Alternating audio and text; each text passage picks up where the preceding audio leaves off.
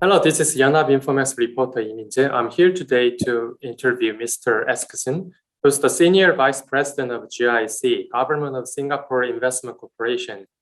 Good afternoon. Please introduce yourself briefly to KTB conference and Korean audiences. Yeah, hello, Leif Eskesen here, talking out of Singapore. First of all, I wanted to say thank you so much for inviting me to this conference. It's a great privilege to participate. I only wish I could be in Korea in person, but hopefully some other time. Now let's get right into the interview. Please outline the current situation of COVID-19 in emerging markets. Yeah, that's an important question to attack, I guess, now when you think about the cyclical outlook for emerging markets, because of course it's had a significant impact on cyclical developments.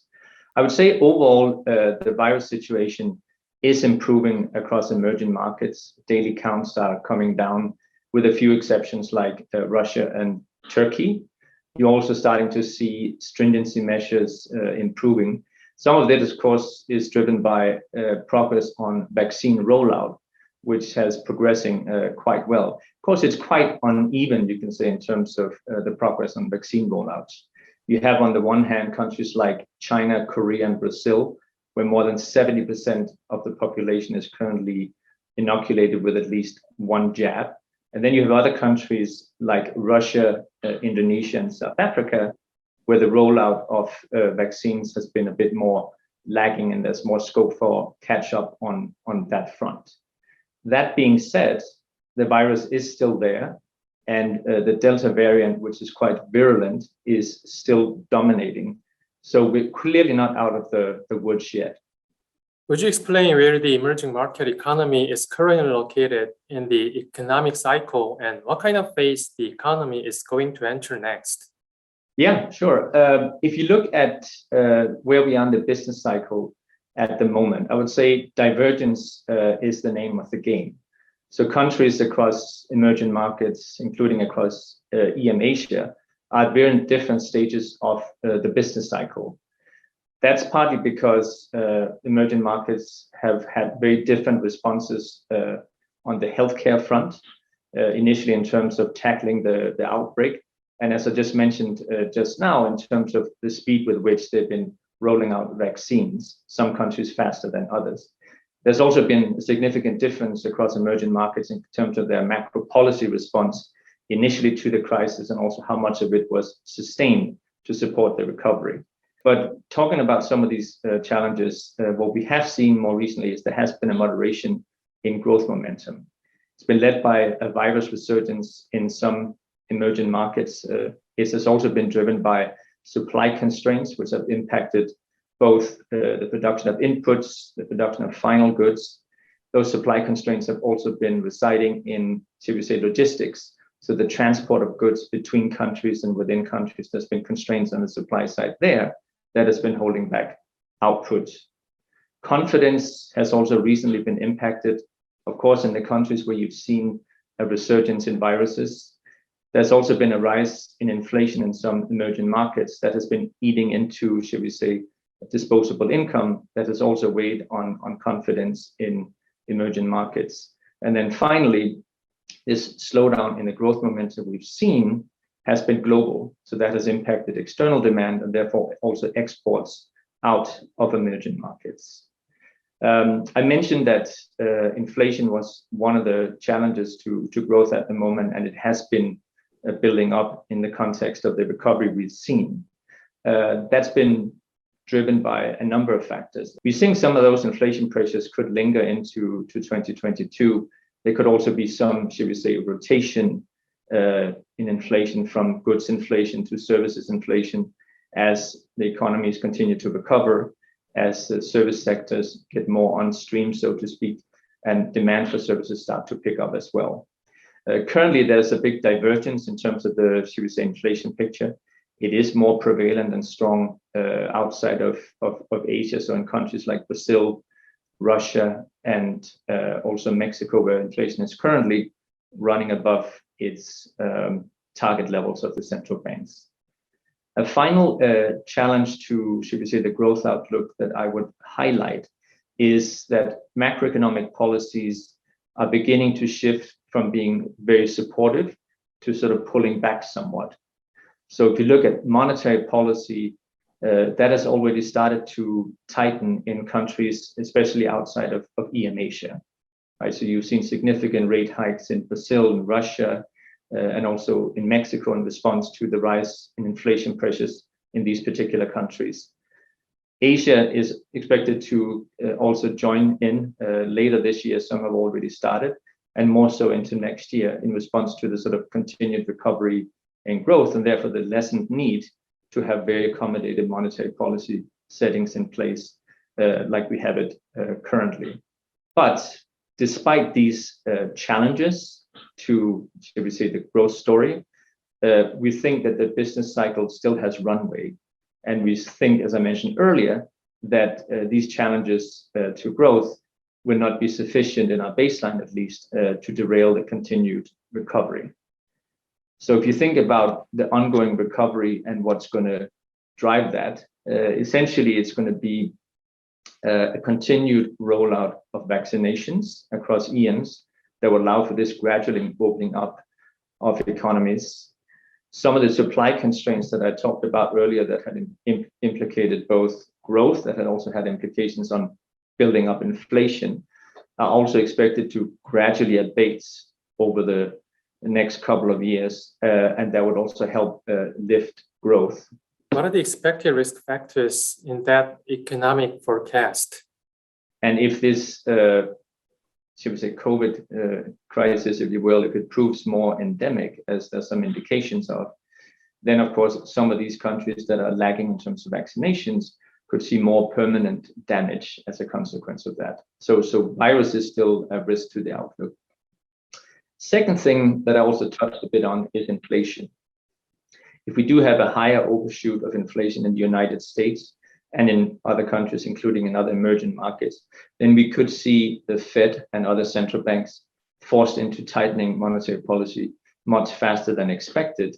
And that could have significant implications for global financial conditions. And then a final, I guess, risk that I would highlight for, should we say, the cyclical outlook is if we have a faster and more sustained slowdown in growth in China in response to some of the previous tightening measures that they have taken as a consequence of some of the slowdown we are currently seeing in the housing market and some of the credit-related, should we say, headwinds that are now emanating on that front. What is the structural economic outlook for emerging markets, and what are some of the key drivers of growth? Yeah, so looking beyond the cyclical horizon and casting your eyes out to the longer term, it's important to think about what are some of the structural drivers of growth.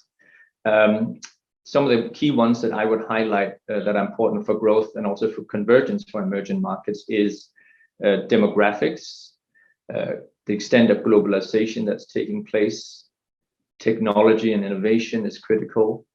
What is the existing convergence scope and room to grow, so to speak, for emerging markets? And that's also importantly is reform prospect. Should we say the existing growth environment in terms of institutions, macro stability, etc. So one of the studies that I'm highlighting in the presentation shows that the countries that have converged the fastest towards higher income levels, they had some key characteristics in common. Some of these were, for example, they had higher levels of education, they had more effective governments, they were in general more open to trade. Another study that I also cite in the presentation shows the importance of technology for productivity growth. So it shows that if you have a positive technology shock, it has a lasting impact on productivity growth in emerging markets, as well as in advanced economy. If we take demographics, in general, we do see less tailwinds to growth from that front. Some emerging markets have become older and aging. You also have some of the younger emerging markets still have positive labor force growth, but it's going to be slower than it was in the past. So somewhat less tailwind on that front. Of course, there's a wide different across the EM space on that front.